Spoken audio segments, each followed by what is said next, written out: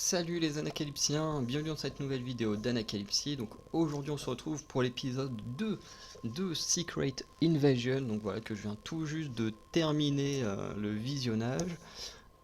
Épisode en soi qui était plutôt sympa, je l'ai pas trouvé aussi extraordinaire que le premier. Le premier était vraiment bon, il y avait une bonne tension, on terminait sur un beau truc. Là on est sur un épisode un peu plus posé, où on pose un peu plus les bases de ce qui peut arriver, ce qui est tout à fait normal, hein. On va pas avoir de l'action non-stop, hein. C'est pas le principe de ce genre de série. Mais c'est vrai que pour le coup, quand on a un épisode qu'une fois par semaine, ça fait un petit truc un peu mou et qui parfois peut paraître moins bien, même si pour vraiment le savoir, il faut regarder la série dans son ensemble. C'est pour ça que je dis pas que l'épisode est mauvais, mais juste que je l'ai trouvé un peu moins intéressant que le premier épisode. Voilà. Du coup, je vous laisse avec le générique et on se retrouve juste après.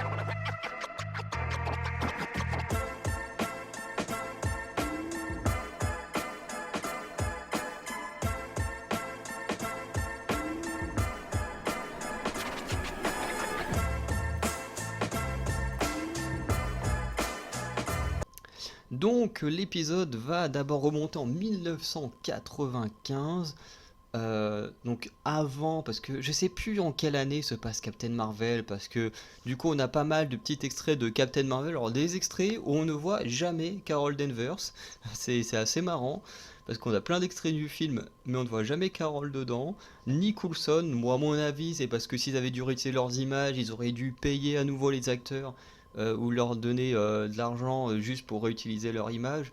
Parce que je crois qu'il y avait eu un problème comme ça avec Robert Downey Jr., où du coup ils avaient réutilisé son image sans son autorisation je crois que c'est dans Black Widow, ou une connerie du genre, et que du coup Robert Downey Jr. avait un peu pété un câble parce que c'était pas dans son contrat euh, qu'on utilise son image comme ça. Donc je pense que c'est plus pour ces raisons-là, un peu des raisons un peu financières, du coup qu'ils ont un peu cuté Carol et Coulson, parce qu'ils en parlent, mais on les voit jamais. Bref, le principe de toute façon de voir ce qui s'est passé en 1995, année où moi je suis né, c'est que Nick Fury en fait va rassembler des Skrulls et on va enfin comprendre pourquoi Gravik en veut autant à Nick Fury, puisqu'en fait Gravik arrive sur Terre, on apprend qu'il a survécu à une attaque de Kree. En plus les Kree c'est pas vraiment, on l'a vu dans les Gardiens de la Galaxie, hein, les Kree c'est pas les plus tendres de la galaxie, même si encore une fois, si on va dans les comics, Ronan l'accusateur n'est pas un vrai méchant, les Kree sont pas des vrais méchants, c'est juste un peuple, voilà, comme tous les autres, hein, qui fait la guerre comme tout le monde. Mais ce sont pas réellement des méchants méchants, voilà, Ronan l'accusateur, on l'a déjà vu combattre de véritables ennemis aux côtés de certains héros. Bref, c'est juste une aparté, pareil pour le Super Skrull, hein. Super Skrull, on l'a déjà vu contre les 4 Fantastiques, on l'a déjà vu aider d'autres super-héros, bref. Les choses sont un peu plus nuancées dans les comics que dans les films, ce qui est un peu dommage pour les films. Bref. Mais du coup, Gravik survit au cri, il arrive sur Terre, bon il est enfant, et Nick Fury, du coup, propose un marché. Donc il y a 20 Skrulls, il y a notamment Soren ou Sorena, la femme de Talos. Il y a Talos qui est là, il y a Gaïa qui est également enfant. Bon, ce qui est marrant, c'est que les deux ont l'air d'être enfants, d'avoir à peu près le même âge, mais une fois adulte, je trouve que Emilia Clarke, elle fait plus vieille que l'acteur qui joue Gravik. Alors, je sais pas si c'est une impression ou si elle est vraiment plus vieille, mais j'ai l'impression qu'il y a une différence d'âge entre les deux. Euh, Bref, de toute façon, c'est des extraterrestres, ça n'a pas de sens, mais bon, voilà. Voilà. Et du coup, Fury propose un marché aux 20 Skrulls qu'il y a devant lui, c'est que euh, ces derniers doivent prendre une forme humaine, ne quasiment jamais changer d'apparence, d'où le fait notamment que Gravik ne change jamais d'apparence. Alors c'est assez contradictoire, parce que le mec, quand il est enfant, on lui dit vous devez prendre une forme humaine, ne jamais la changer, nous aider à protéger la Terre contre des envahisseurs ou contre des ennemis et tout ça. Voilà, vous devez tout faire pour nous. Et moi, en échange avec Carol Danvers, on vous trouvera un foyer. Tu dis ok, à l'époque Gravik était d'accord, il suit et tout, c'est plutôt logique. Mais à partir du moment où il est rentré dans sa haine de Nick Fury, pourquoi il continue de respecter les règles de Nick Fury? C'est pas logique. C'est pas logique. Moi, honnêtement, je travaille pour quelqu'un en qui j'ai confiance, qui m'instaure des règles, et qui finit par me trahir, par m'abandonner. Je vais pas continuer à respecter ces règles alors que la personne n'est plus là, a disparu, me respecte plus. Et je vais pas continuer à respecter ces règles, ça n'a pas de sens.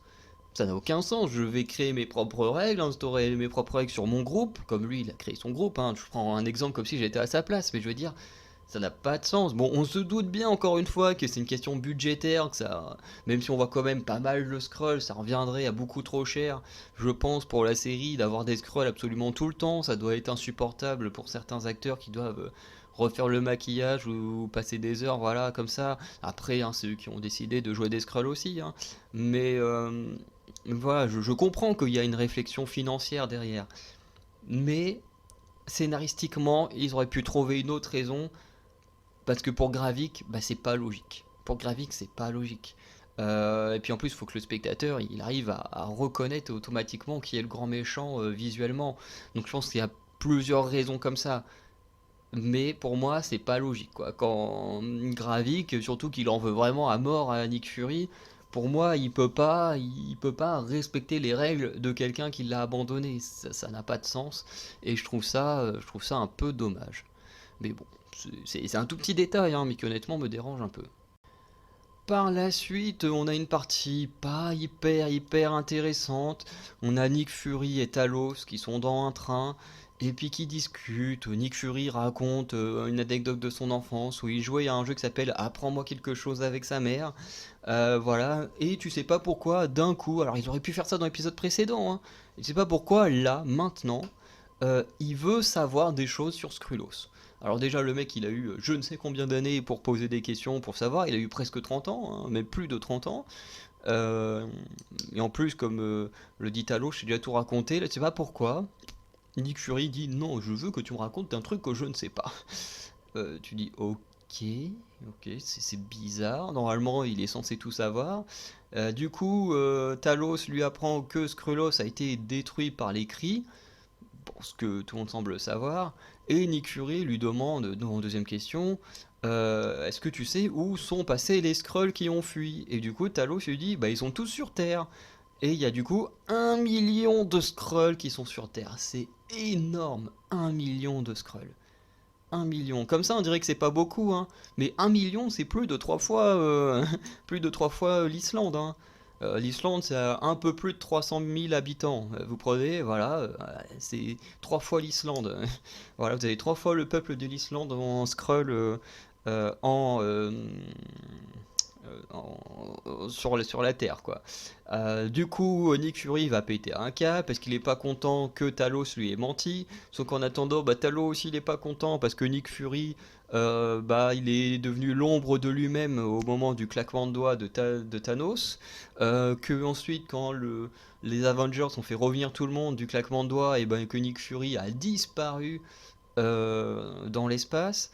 Bref, et qu'il était quasiment impossible de discuter avec lui. Bref, les deux se font des reproches. Nick Fury lui dit bon allez hop, hop, c'est ici que tu descends. On sait même pas où ils sont, mais il dit allez hop, toi tu descends là, on se sépare. Et un peu plus tard, on a Nick Fury qui va rencontrer Elizabeth Hill, ou peut-être pas Hill, hein, mais du moins qui est la mère de Maria Hill, hein, parce que c'est pas parce que t'es la mère ou le père que t'as forcément le même nom de famille, hein, voilà. Moi, par exemple, j'ai pas le nom de mon père, j'ai celui de ma mère, donc ça peut être pareil pour plein de gens. Bref. Donc Maria Hill, du coup, qui est son corps est rapatrié aux États-Unis. Sa mère est énervée et triste parce que bah, sa fille est morte et que bah, du coup personne ne veut lui expliquer pourquoi sa fille est morte.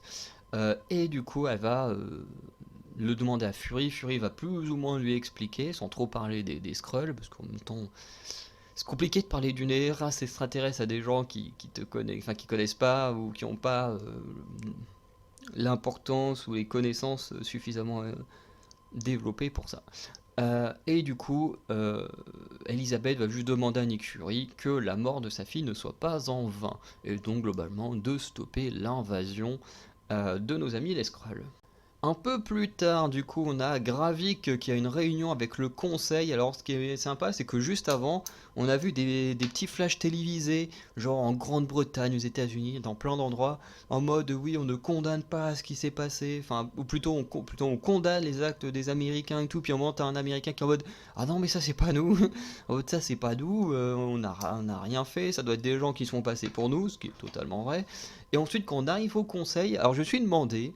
Ce conseil, alors bien sûr on apprend très rapidement la vérité, mais je me suis posé une question, c'est ce conseil, enfin plutôt deux questions, est-ce que ce conseil ce sont des Skrulls, qui fut la bonne réponse, ou est-ce que ce sont réellement des humains, mais qui ont tellement peur des Skrulls, comme ils sont métamorphes, qui acceptent d'avoir ce petit conseil entre Gravik et eux-mêmes les humains, parce que on l'a déjà vu plusieurs fois dans les comics. Encore une fois, je suis en parler avec les comics, hein, même si pour moi je ne fais aucun reproche à la série par rapport à ça, parce que c'est une adaptation. On sait très bien que ça peut pas être exactement pareil.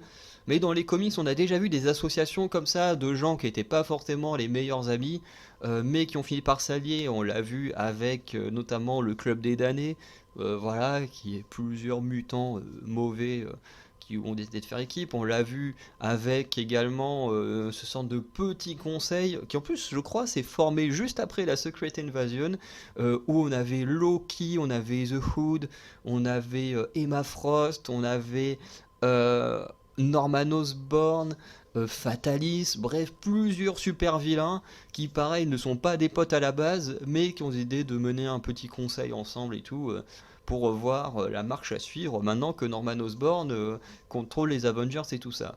Donc, euh, donc, ici, je me suis posé la question, est-ce qu'ils ont fait un peu ce genre de truc, comme le cas de Norman Osborn, qui avait réuni plusieurs super vilains et tout ça, et que là c'est Gravik qui a réuni plusieurs hauts placés du gouvernement humain afin d'avoir un contrôle directement et menaçant, ou est-ce que finalement ce sont juste d'autres Skrulls voilà, qui du coup ont réussi à monter dans la hiérarchie politique. Et du coup bah, la réponse comme je l'ai dit c'était la numéro 1, donc ce sont des Skrulls. Mais qui me dérange pas non plus parce que c'est plutôt logique avec l'invasion, hein. C'est que si tu veux prendre possession de différents pays, bah, c'est beaucoup mieux d'avoir des gens qui sont haut placés pour plus facilement appuyer tes actes, plus facilement prendre le contrôle d'une armée ou de choses comme ça. Voilà, notamment l'anglaise, c'est carrément la première ministre, donc c'est quand même le rôle le plus important en Grande-Bretagne. Bref. Du coup, Gravy qui va se rendre là-bas, donc pareil, il y a plutôt un différent entre les deux groupes. Gravik va finir par être nommé général par justement la première ministre de Grande-Bretagne, et qui du coup va demander aux gens de s'incliner pour reconnaître Gravik comme le général, et tout le monde va le faire sauf une femme qui du coup va leur reprocher de ne pas prendre suffisamment de recul sur ce qui s'est passé à l'époque. Notamment comme Gravik va leur dire oui, vous à votre époque vous avez perdu la guerre contre les Kree, moi personnellement je la perdrai pas, je récupérerai le foyer que Nick Fury nous a promis, voilà. Du coup, cette femme qui refuse de s'incliner, de reconnaître, donc reconnaître Gravik en tant que, que général des Skrulls, Euh, En fait, cette femme-là va leur dire que justement, ils n'ont pas perdu contre les cris parce que ils étaient trop faibles. Ils ont perdu contre les cris parce qu'ils étaient trop avides de guerre. Ils voulaient tellement faire la guerre, trop avides de vouloir faire la guerre, bah, que justement qu'ils ont perdu leur planète à cause de ça. Ils ont perdu leur foyer parce que c'était un peuple qui voulait absolument faire la guerre. Et on le voit quand dans la série, ils en font une critique avec les humains qui passent leur temps à faire la guerre entre eux. Euh, et voilà, et là, bah, les Skrulls finalement se rendent compte que bah, dans leur fonctionnement, ils ne sont pas si différents des humains que ça. Bref. Et du coup, Gravik va quand même laisser partir cette femme-là, parce que ça fait quand même partie de son peuple, donc il va pas la tuer.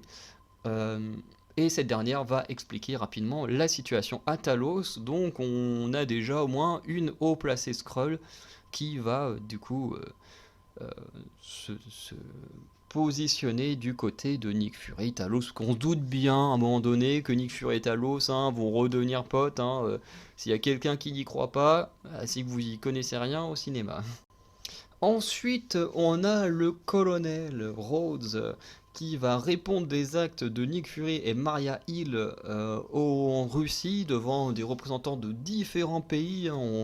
On a le Pakistan, alors ça faisait Pakistan, Italie, je sais plus qui y avait à côté de l'Italie. On avait la France, le Royaume-Uni avec cette fameuse Skrull qui représente le Royaume-Uni. Et sur le côté, je me souviens qu'il y avait le Danemark. Qui étaient là, enfin bref, des gens d'un peu, des hauts placés de différents pays. Bref, alors je sais pas pourquoi la France est représentée par une vieille femme, alors que dans les autres, bon, c'est tous des personnes quand même plutôt classe. Nous, la France, on n'est pas très très bien représenté, je trouve. Pas le problème que ce soit une femme, mais pourquoi elle a pris une petite vieille alors qu'on aurait pu prendre quelqu'un de très classe. On a quand même, en France, on a quand même des gens stylés qui sont classe et non, ils ont pris une vieille bégère. Bon, voilà, c'est comme ça apparemment que les États-Unis nous voient ou qu'ils voient nos représentants. Bref.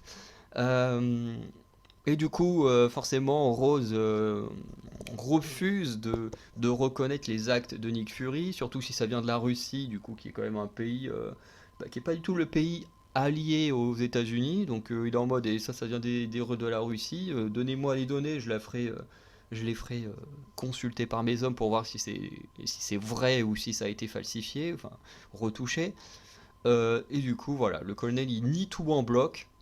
Et voilà. Ensuite, il reçoit un appel de Nick Fury qui veut le voir. Donc les deux se retrouvent dans une sorte de bar ou restaurant, enfin plus un restaurant, clairement.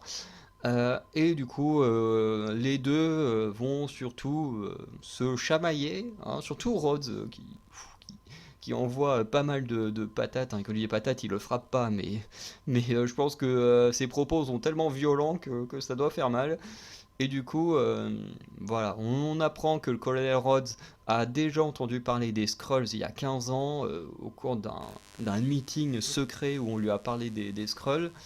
Et du coup, bah, il n'est pas étonné de leur existence quand Nick Fury essaye de le mentionner. Du coup, on apprend aussi que Nick Fury a peur que les Skrulls prennent l'apparence des super-héros pour les transformer en terroristes. Voilà, il a peur que l'image des héros que lui-même a créés, les fameux, comment dire, les Avengers, sa petite crise de la quarantaine, comme il le dit dans le premier épisode. Bon, il a peur que ces derniers soient entachés par des actes terroristes. Et du coup, le colonel Rhodes va virer Nick Fury du corps des États-Unis. Bon, je sais pas trop de quoi il l'a viré, mais en tout cas il l'a viré. Voilà, parce que en soi Nick Fury, depuis que le Shield n'existe plus, on sait pas trop de quoi il fait partie, mais en tout cas il est viré. Voilà. Et du coup, l'échange est quand même assez intense, parce que j'ai bien aimé cet échange, parce qu'il est très intense. On a deux amis, deux personnes qui ont à peu près le même statut, comme il dit, Nick Fury, tous les deux, on vient du bas-fond des États-Unis, on a réussi à se créer nous-mêmes, on n'a pas eu de parents ou quoi que ce soit qui nous ont permis de s'élever, on a tout fait nous-mêmes, on s'est mené jusqu'au sommet nous-mêmes. Et voilà, et Nick Fury s'attendait à avoir du soutien du colonel Rhodes, mais bah, le problème c'est que War Machine, il se remet pas réellement de la mort de Maria Hill, il est encore énervé de la mort de Maria Hill, de ce qui s'est passé, et il préfère se séparer de Nick Fury, même si on se doute bien que Colonel Rhodes également aura un rôle à jouer vers la fin, parce que on l'a vu dans la bande-annonce qu'il y a l'air d'y avoir le Super Skrull, ou du moins que Gravik, si c'est bien lui, a des capacités de Super Skrull. On se doute bien que Talos, même Gaïa, si elle trahit Talos, ou Nick Fury, on se doute bien qu'ils n'ont pas les capacités de vaincre Gravik en mode Super Skrull. Par contre, le Colonel Rhodes, s'il a une nouvelle armure, il peut plus ou moins faire face au Super Skrull. Même si le vrai Super Skrull des comics est ultra pété, puisqu'il a les pouvoirs des 4 Fantastiques.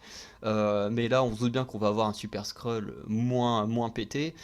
Mais je pense qu'il y a des chances qu'à la fin de la série, plus dans le dernier épisode, que le Colonel Rhodes nous dévoile une nouvelle armure. Alors peut-être pas, peut-être que oui, hein, parce qu'il faut pas oublier que normalement il y a une série Armor Wars centrée sur le Colonel Rhodes qui devrait arriver. Peut-être cette année ou l'année prochaine, je sais pas quand est-ce qu'elle est censée arriver, mais on sait qu'une série sur War Machine a été tournée, donc on peut imaginer on va nous dévoiler une nouvelle armure de Rhodes à la fin de la série contre le Super Skrull afin de teaser Armor Wars. Enfin, moi, c'est comme ça que je vois les choses.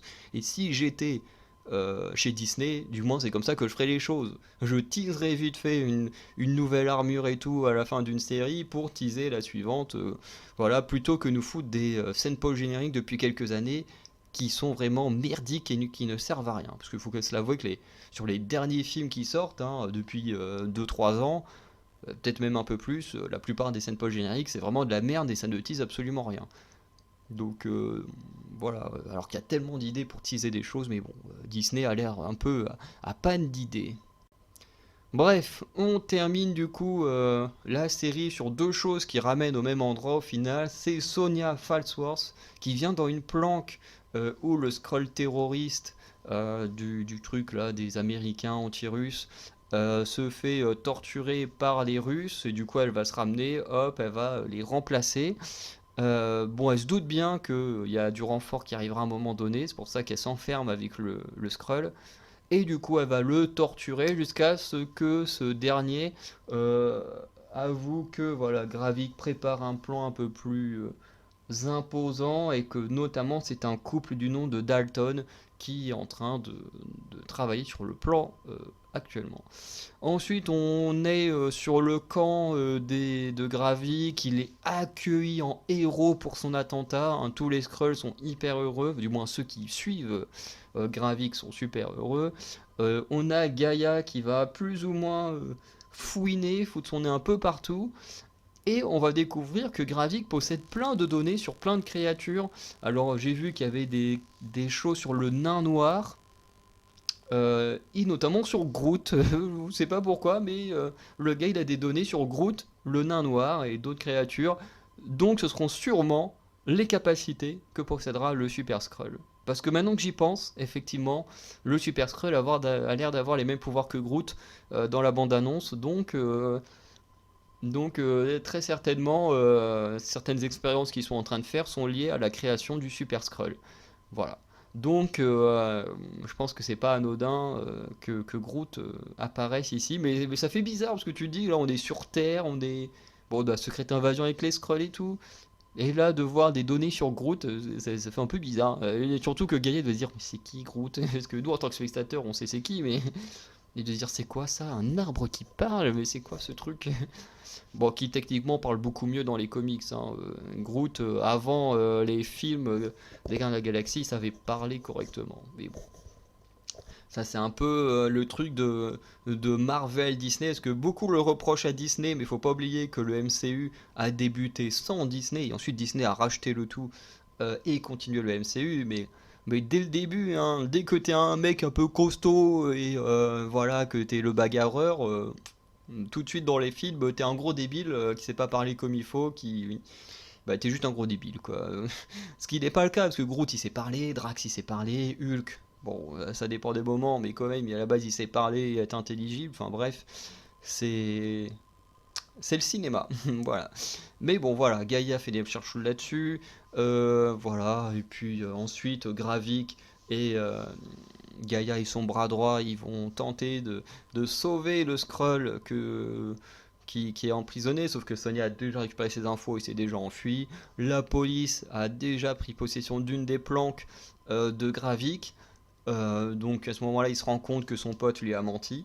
Voilà. Et en plus, de toute façon, il pouvait pas le laisser dans la planque ou mourir dans la planque, puisque ce dernier, enfin, les gens auraient découvert le scroll. Après, la vraie question, c'est est-ce qu'ils ont ramassé le doigt de ce mec-là, parce que Sonia lui a coupé un doigt. Est-ce que son doigt est toujours dans enfin, dans la planque où il s'est fait torturer? Ça, c'est une bonne question. Parce que ça pourrait permettre au monde de découvrir l'existence des scrolls. Voilà, intéressant. Et du coup, voilà. Après, eux, ils rentrent et un peu avant d'arriver au camp, euh, ils vont buter le Skrull qui s'est fait torturer parce que voilà, Gravik s'est rendu compte que le mec lui a menti et qu'il a donné des informations qu'il fallait pas. Et ensuite, on a Nick Fury qui rentre chez lui, qui va retrouver sa femme, voilà, avec qui il est marié, et on découvre que sa femme est une Skrull. Oui. Parce que quand elle est en train de cuisiner, avant qu'il rentre dans la maison, on voit que ses mains sont celles d'un Skrull, et quand il rentre dans la maison, bon, elle a une forme humaine. Mais du coup, Nick Fury est marié à une Skrull. Voilà. C'est pas hyper important, mais c'est plutôt intéressant de voir que lui, il croit au mélange entre les deux peuples, contrairement à Gravik qui pense que les humains doivent tous crever, quoi. Voilà. Donc voilà pour cette petite vidéo. Donc voilà, l'épisode 2 de Secret Invasion qui était sympa. Encore une fois, l'épisode était sympa. J'ai trouvé que tout n'était pas forcément utile, qu'il y avait certaines petites incohérences. Voilà.